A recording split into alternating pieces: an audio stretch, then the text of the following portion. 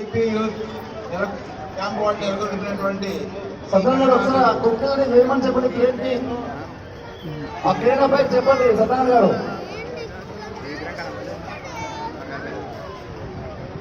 ఉన్నారు సార్.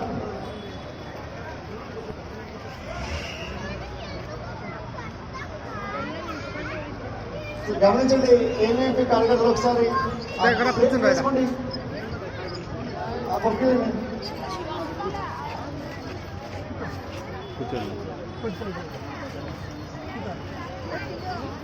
సాములు, చరణ్, సుమన్, భరత్, సాయి జగన్, యశ్వంత్, ధర్మతేజ, కన్నా, రాఘవ్, రాజేష్, హరీష్, చండి, మహేష్, రమేష్ మరియు సలీం ఈ భక్త బృందాన్ని గణనాథుడు కాపాడాలని కేంద్ర సమితి పక్షాన కోర్టులో ఉన్న భారీ విగ్రహం అండి. కొంచెం దూరంగా ఉండండి. చక్కగా గగన వీధుల్లో సంచరిస్తున్నటువంటి ఏబీపీ కార్యకర్తలు విగ్రహాన్ని నిమజ్జనం కొద్దిగా ముందుకు చేయాలి. ఆ ప్లేట్ మీద పెట్టుకుని విగ్రహాన్ని ముందుకు తీసుకొచ్చి నిమజ్జనం చేయండి.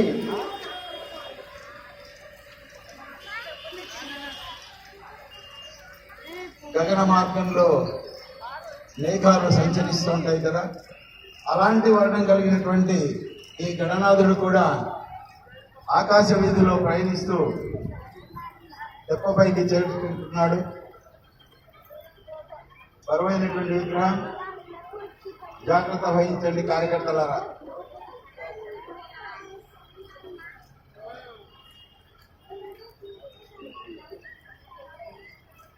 అడుగడుగున భక్తి ప్రవక్తులు పరిడవిల్లేలాగా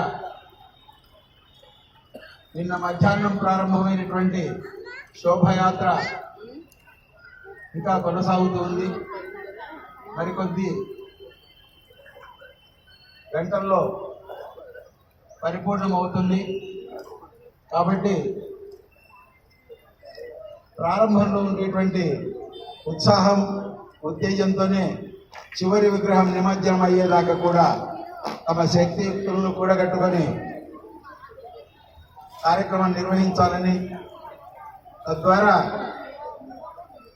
ఈ నిమజ్జన కార్యక్రమం సుసంపన్నం చేయాలని కోరుతూ ఉన్నాను. నీలమేఘశ్యాముడైనటువంటి గణనాథుడు తల్లి ఒడిలోకి చేరడం కోసం చక్కగా ఆసీనుడయ్యాడు.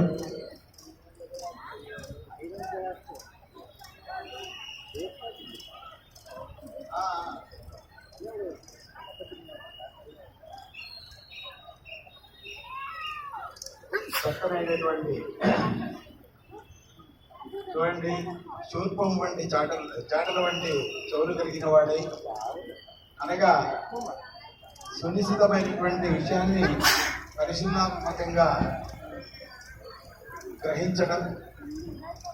కళ్ళు చాలా చిన్నవిగా మనకు కనిపిస్తున్నాయి, అంటే సూక్ష్మ దృష్టికి ప్రతీకగా వాటిని మనం గమనించవచ్చు. ఇక్కడ సహసిద్ధమైనటువంటి